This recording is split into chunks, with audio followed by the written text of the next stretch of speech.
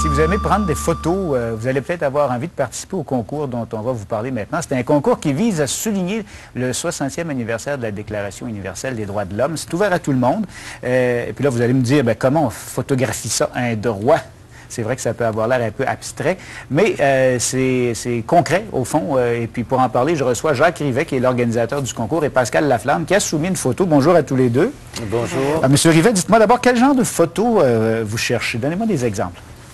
Écoutez, c'est le Conseil des arts du Québec qui a parti le concours. Ce n'est pas moi. Et je suis son porte-parole aujourd'hui. Comment on soumet une photo? Bon, on a parti ce concours-là dans le but de faire connaître la Déclaration universelle des droits de l'homme. Je préfère dire les droits de la personne. Bon, comment... prenez le temps de lire qu'est-ce qu'est la déclaration et vous allez vous apercevoir que c'est un droit aux vacances, c'est un droit au travail, c'est un droit à la dignité, c'est un droit au savoir. Alors, comment est-ce qu'on photographie le savoir, la dignité, mon Dieu, ou le manque de dignité, ou le manque de savoir? Alors, il y a toutes sortes de façons. Vous sortez dans la rue, un enfant qui joue ou un adulte qui prend du repos, qui se repose le week-end. C'est un droit de la personne. Donc, c'est relativement simple au fond. Puis même si on peut regarder dans les photos qu'on a prises récemment, on a peut-être déjà, sans le savoir, pris des photos qui pourraient être soumises au concours. Oui, refléter l'esprit de cette déclaration signée en 1948 par, mon Dieu, une multitude de pays suite aux atrocités de la guerre. Alors oui, sortez dans la rue, vous allez voir plein d'indications de ce que sont les droits de la personne. Et ce n'est pas nécessairement une application négative des droits, ça peut être quelque chose de très positif. Vous l'avez dit, un enfant qui joue, ça peut être considéré comme une photo qui pourrait être soumise à votre concours. Tout à fait. Les droits de la personne, quand on sait que bien des enfants n'ont pas le droit, mon Dieu, au repos, doivent travailler dès l'âge de 6 ans, encore dans ce bas monde. Alors, un enfant qui joue fait partie de la définition des droits de la personne. Et Pascal Laflamme, vous avez soumis une photo assez particulière parce que c'est un accouchement, mais dans un contexte bien particulier. Racontez-nous un peu pourquoi la photo que vous avez soumise est, à votre avis, l'exemple d'un droit accordé. Bien, en fait, elle est très spéciale pour moi et très symbolique. C'est celle qu'on voit ici, là. C'est mon premier garçon qui est né le jour où la loi a été sanctionnée. La loi sur les homosexuels, les conjoints de même sexe. Les conjoints de même sexe. Et en fait, ce jour-là, à la naissance de mon fils, il avait le droit de porter le nom de ma conjointe et elle n'avait pas besoin de l'adopter. Donc, s'il était né la veille, vous n'auriez pas pu... J'imagine que j'aurais pu... Votre conjointe n'aurait pas pu dire qu'elle était la mère aussi de l'enfant. Vous auriez été la seule et unique mère. Mais c'est quand même spécial qu'il soit né le jour où la loi a été sanctionnée.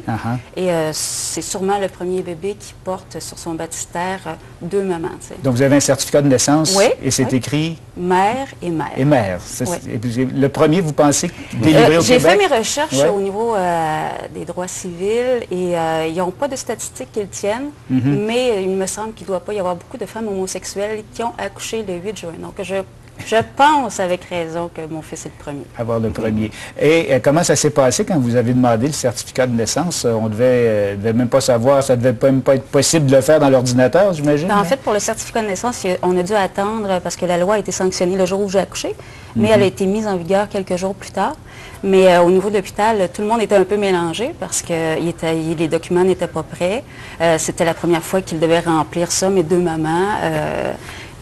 Carole, ma conjointe, était super contente. Elle avait son bracelet de parent parce que ça a l'air de rien, mais quand tu n'as pas le droit de parent, il y a beaucoup de choses qui tombent. Et c'est important pour moi parce qu'en cas de décès, ma conjointe n'aurait pas eu aucun recours auprès de l'enfant. Ça faisait partie de toutes les revendications, au fond, qui ont mené à cette loi-là. C'est pour ça que vous avez considéré que la photo de l'accouchement pouvait être soumise au concours Pour moi, c'est un grand moment dans les changements de la société, oui. Est-ce que c'est donc vraiment un exemple concret et très pertinent là, de ce que vous recherchez comme photo? C'est un exemple exemplaire. Je dirais que Madame a été chercher un point très précis.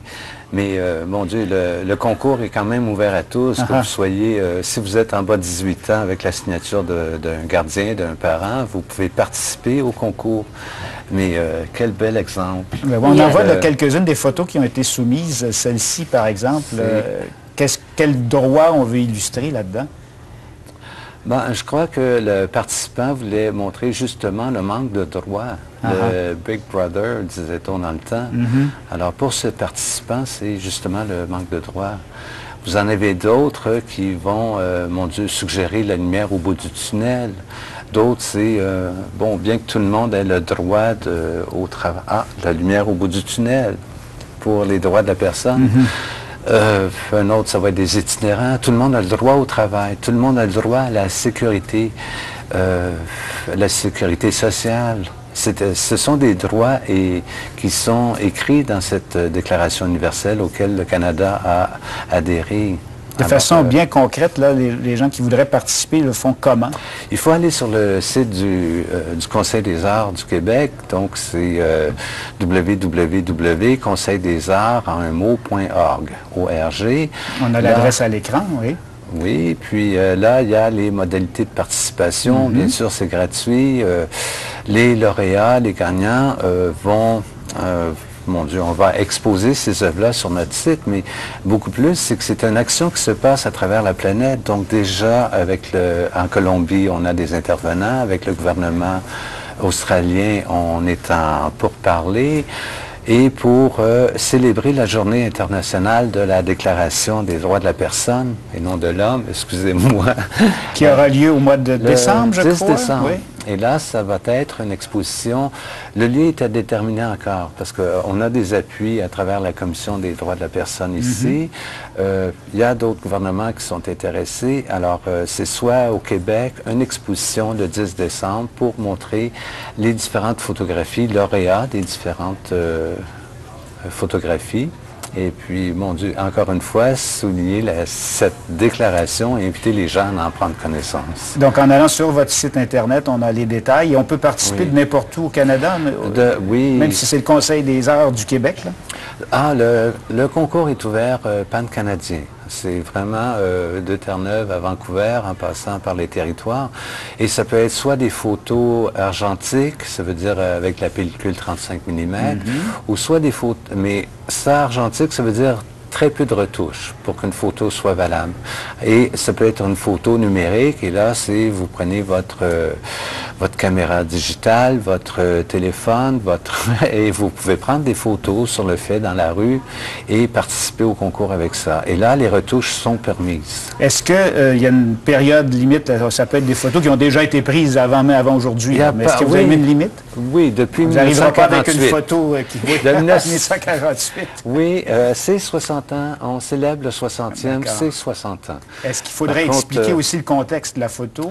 Les gens ont 50 mots pour dire un peu ce que dit la photo et comment cela a été pris, dans quelles circonstances. 50 mots parce que quand même, il y a plusieurs intervenants, participants.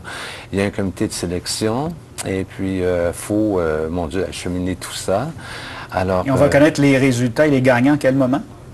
La date limite est le 25 octobre. Le concours se termine pour nous le 25 octobre. Et nos lauréats, nous, on va les prendre et on va les faire participer à d'autres concours. Alors, c'est vraiment le 10 décembre que les lauréats, la journée internationale, qu'on va connaître les lauréats. Bon, on va suivre ça avec grand intérêt. Je vous remercie d'être venu nous en parler. J'espère que vous allez recevoir beaucoup de ces photos. Grâce à vous, sûrement.